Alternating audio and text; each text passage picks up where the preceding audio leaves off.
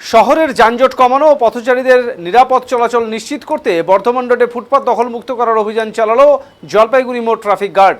শনিবার সকালে ট্রাফিক পুলিশের উদ্যোগে এই বিশেষ অভিযান পরিচালিত হয়।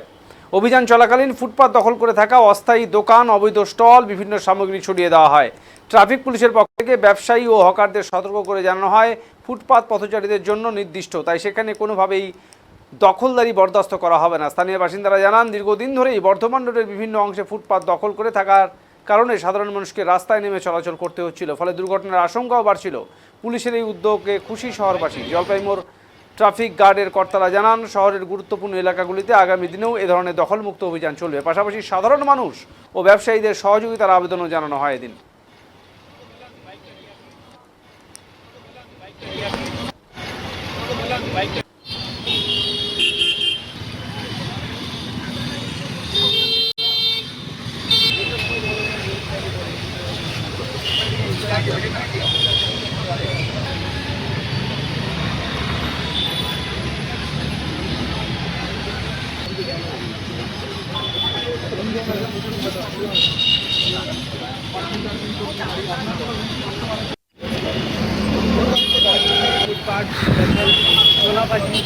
कुछ भी नहीं चलेगा, उसी को लेकर के पुलिस प्रशासन की देख रही है और जगह जगह पे अभियान चलाया जा रहा है।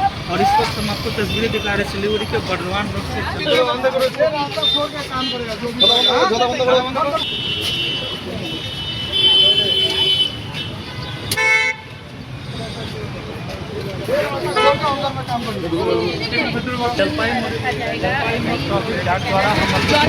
ট্রাফিক গার্ডের পক্ষ থেকে এই অভিযান চালানো হচ্ছে।